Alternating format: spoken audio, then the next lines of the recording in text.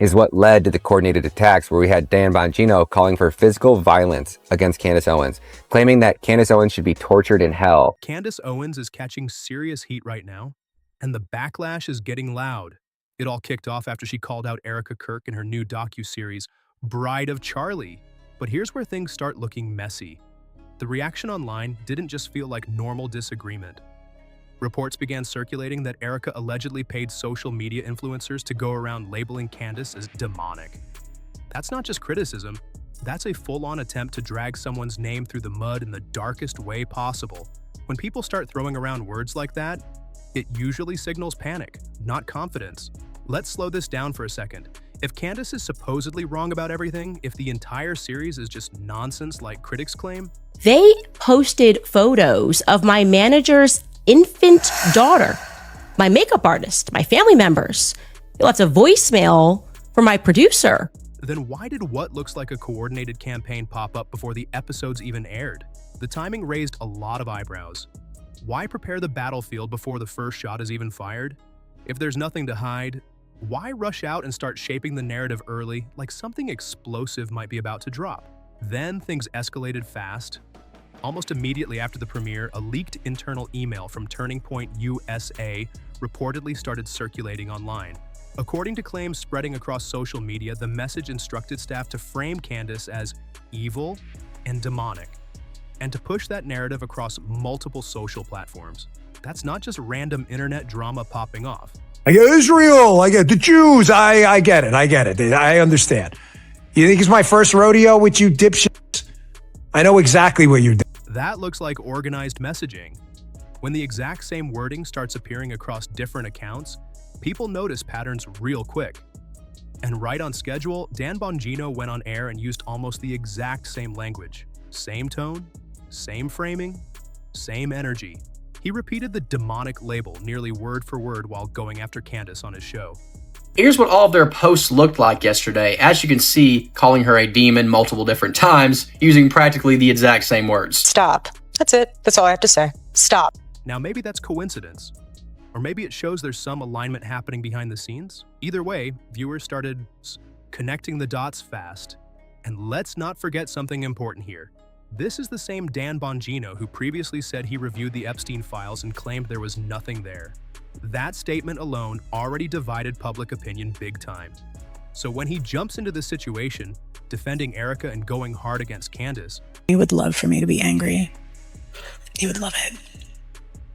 He would love it.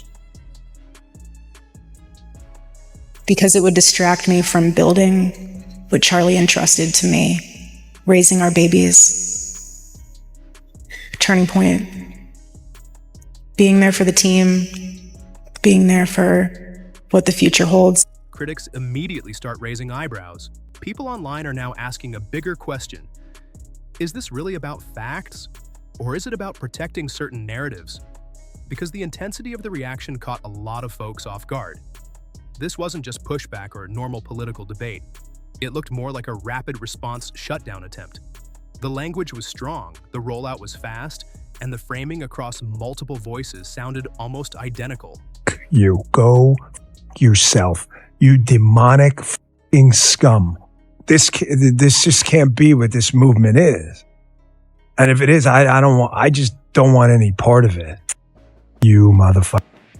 You deserve to feel the little licks of the flames of hell on every inch of your body. That kind of coordination doesn't usually happen by accident.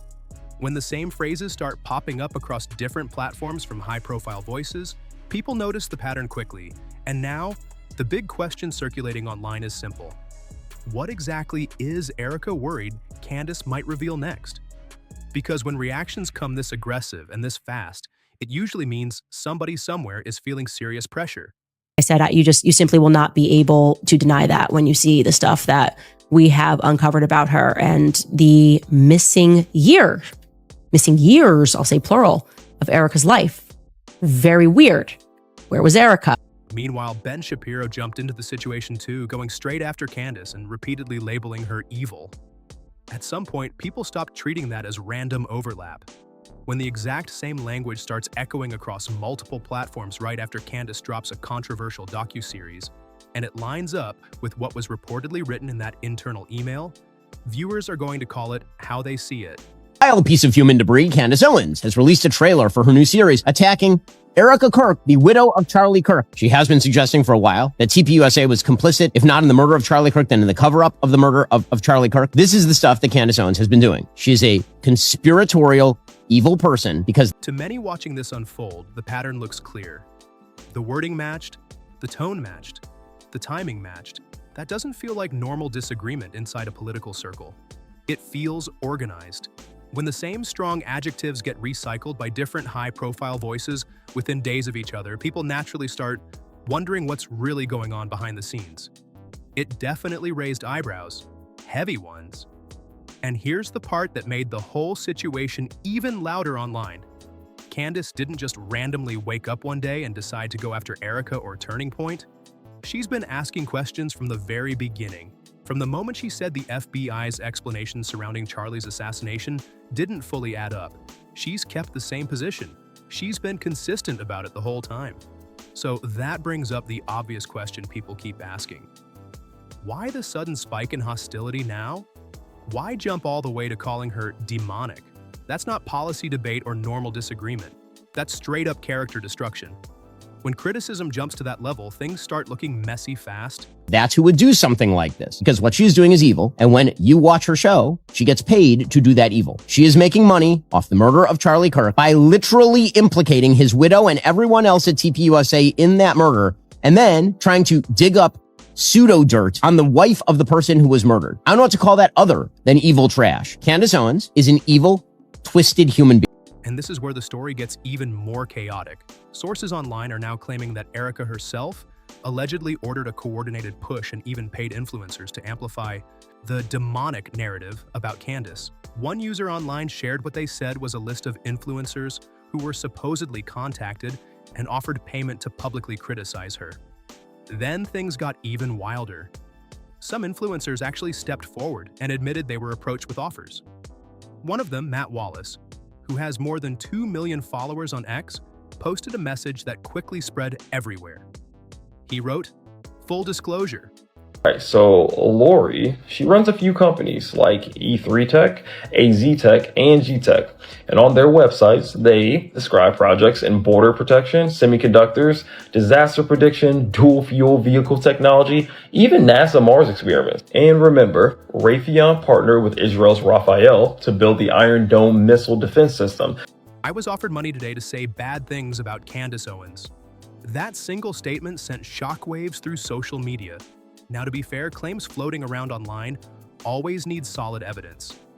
But when influencers start openly saying they were offered money to attack someone, the entire vibe of the situation changes. Suddenly, this stops looking like normal, organic backlash and starts looking more like a calculated strategy.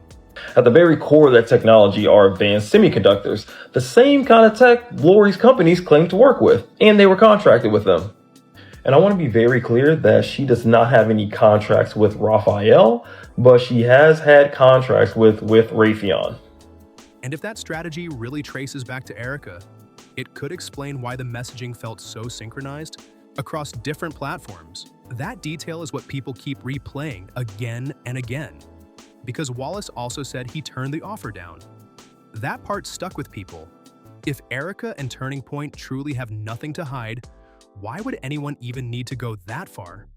Why not simply refute the claims with clear facts? Why not ignore it and move on?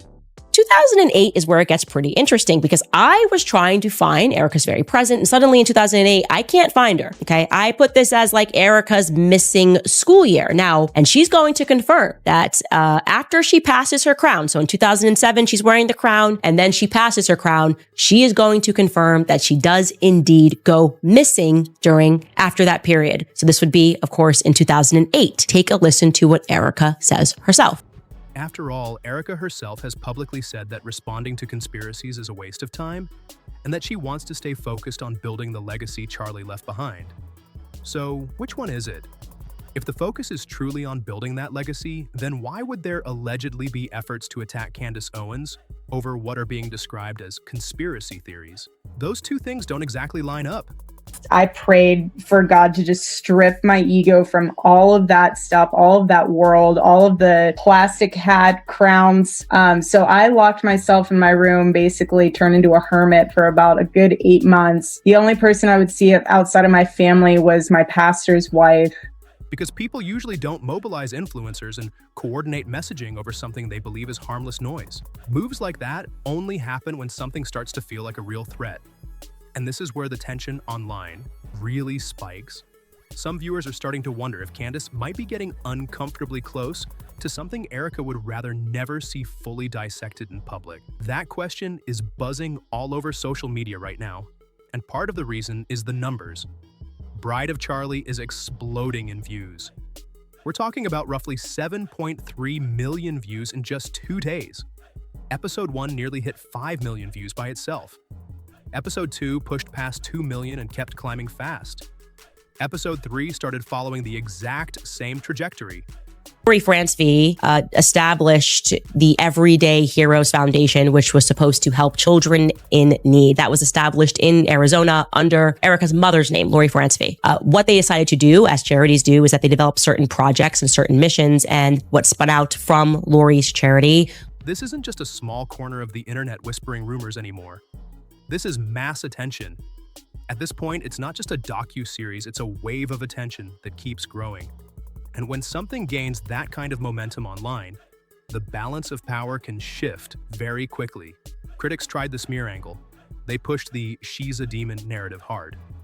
There were even claims about attempts to intimidate or expose personal details, in order to discredit Candace before viewers could even press play on the series. But something unexpected happened. The exact opposite of what critics hoped for.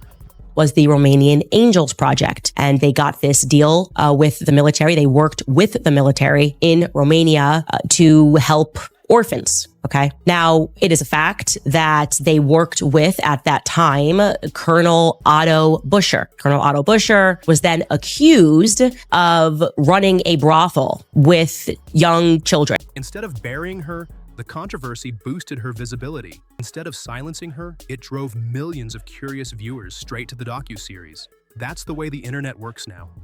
The moment people sense suppression or coordinated attacks, it can backfire instantly and send even more attention toward the very thing critics wanted ignored. And that brings everything back to the real core of the situation. At this point, it's not just about views or viral clips anymore. The bigger fight now is over one thing: control of the narrative. For years, Erika and Turning Point were the ones shaping the story. They controlled the messaging, they set the tone, and they stayed firmly in the driver's seat of the narrative. But now the dynamic looks different. Instead of leading the conversation, they suddenly seem to be reacting to it. And that shift alone is why many people online are picking up on what feels like panic energy. When someone who usually controls the message suddenly starts scrambling to respond, people notice that fast. So the question hanging in the air isn't just why they're upset. The bigger question people keep asking is this: what exactly are they worried might surface next if this docuseries keeps gaining traction? Some viewers believe it might circle back to something Candace claims she uncovered about Erika's so-called missing year. According to Candace's reporting, Erika's mother, Lori, helped establish something called the Everyday Heroes Foundation. The organization was created in Arizona and was meant to support children in need. It was reportedly established under Lori's name, Lori Anthropy. And like many charities, it focused on building different projects and missions to help people. One of those projects eventually became known as the Romanian Angels Initiative. The goal, according to descriptions online, was to work with organizations in Romania to help orphans and vulnerable children. Reports say the project involved partnerships connected to military personnel working in the region. Now here's where the situation becomes more complicated. According to accounts referenced by Candace, the project at one point worked with a Romanian military figure named Colonel Otto Buscher. Buscher was later accused of extremely serious crimes involving exploitation of minors. Those accusations were widely reported at the time. It's important to note that accusations against an individual do not automatically implicate everyone connected to a broader project, but the connection alone has sparked intense debate online. Then Candace brought up another detail that really got people talking. According to her research, Erika reportedly disappeared from public view in 2008 and missed nearly an entire year of college. Candace even referenced an old interview, one that has since been deleted, where Erika allegedly said she went into hiding for close to a year after winning her pageant crown back in 2007. That claim alone raised serious questions for some viewers, because during that same period, records reportedly still showed Erika as an active college student. So people started asking the obvious question: how do you remain enrolled while also stepping completely away from public life for nearly 12 months? According to the account discussed in the series, Erika allegedly described that time as a period where she stayed mostly inside, rarely seeing anyone besides close family members and her pastor's wife. That's not just a normal semester break or a short pause from the spotlight. That's a full shutdown from public life. Candace floated a theory about what might have been happening during that period. She suggested Erika could have gone through some kind of training. To be clear, Candace herself framed that idea as speculation, not proven fact. She didn't define exactly what she meant by training, which left the internet to start filling in the blanks. And that's where things really took off online. Some people started suggesting it could have been preparation for high-level networking, media strategy, or image building in political circles. Others speculated about more structured mentorship programs connected to powerful networks. None of those ideas have been confirmed, but the theories spread quickly across social media. Another layer people keep discussing involves Erika's mother, Lori, and claims about connections within military or government spaces. Again, these are interpretations being debated online, not confirmed conclusions. But critics say when you line up the timeline, the affiliations, and that mysterious missing year, it creates a story that feels bigger than a simple coincidence. Then the story takes another sharp turn. Not long after Erika reappeared from what she described as a long period of isolation, she launched the Romanian Angels initiative publicly. The project reportedly worked alongside members of the U.S. Army and Marine Corps to support humanitarian efforts overseas. That shift raised even more eyebrows. Moving from nearly a year of private isolation to launching an international initiative connected to military circles is a dramatic pivot by any standard. And as many viewers already know, that initiative has since faced its own wave of online scrutiny. Critics have claimed that questionable activity may have occurred in regions connected to the charity's operations. However, no official findings have publicly confirmed wrongdoing by Erika herself, and the debate around those claims continues to play out across the internet. Still, the timing keeps fueling speculation, because once people noticed that missing year, the obvious question started spreading everywhere online. Was that time simply personal reflection, away from the spotlight? Or was it preparation for something much bigger? That question alone is what keeps this storyline alive, and it's a major reason tensions around Candace's docuseries keep rising. In fact, in one of Erika's own videos discussing the Romanian Angels initiative, she publicly thanked a U.S. Army colonel who had previously faced serious allegations. That detail instantly grabbed attention online. Critics quickly started asking why that acknowledgement was included and what the full context behind it was supposed to be. To be clear, no direct wrongdoing has been legally tied to Erika in connection with that situation. But in today's internet climate, optics matter a lot. And for many viewers, that moment sparked intense debate. People started digging deeper, replaying clips, and asking more questions about how all these pieces might connect. This is exactly why Candace's supporters believe she may have tapped into something deeper. From their perspective, she isn't just pointing out small inconsistencies. They believe she's pulling on threads that could potentially expose a much larger network of relationships and decisions. And if that's the case, it could explain why the reaction has been so aggressive. When reputation, power, and influence are involved, responses tend to escalate quickly. No one likes the spotlight suddenly turning toward areas that were never meant to be examined too closely. But here's where the conversation gets even bigger than just Erika. Turning Point USA itself is a massive nonprofit organization that reportedly brings in hundreds of millions of dollars in donations. As a registered nonprofit in the United States, it does not pay federal income tax, which is completely standard under U.S. law for organizations in that category. Even so, large nonprofits connected to politics often face questions about transparency and how funds are allocated. That type of scrutiny isn't unusual. It's part of a much broader conversation about accountability in political fundraising and nonprofit leadership. Over the years, there have even been public claims that Charlie himself wanted stronger financial oversight within the organization. Supporters say he believed greater transparency would help strengthen trust among donors and supporters. Whether those claims fully reflect his intentions is still debated. But the idea has resurfaced again now that Candace's series is pushing new attention toward the surrounding power structure. And that's exactly why this situation feels bigger than just a personal feud between public figures. If Candace continues investigating financial structures, leadership decisions, and past partnerships tied to influential organizations, the spotlight could widen quickly. Whenever large amounts of money and political influence are involved, people tend to become very protective of their networks and reputations. That's just the reality of how high-stakes environments operate. Right now, the tension around this story isn't cooling down at all, it's building. The view counts keep climbing, the questions keep multiplying, and the battle over the narrative is clearly far from finished. If you've been following this situation closely, people across the internet are already debating what's really going on. Some believe it's coordinated damage control happening behind the scenes. Others think it's simply internal political drama spilling out into public view. Either way, the conversation is only getting louder. If you've been tracking this story, drop your thoughts in the comments and let people know where you stand. Make sure you like the video, subscribe to the channel, and share it with someone who needs to see what's unfolding here, and I'll catch you in the next one.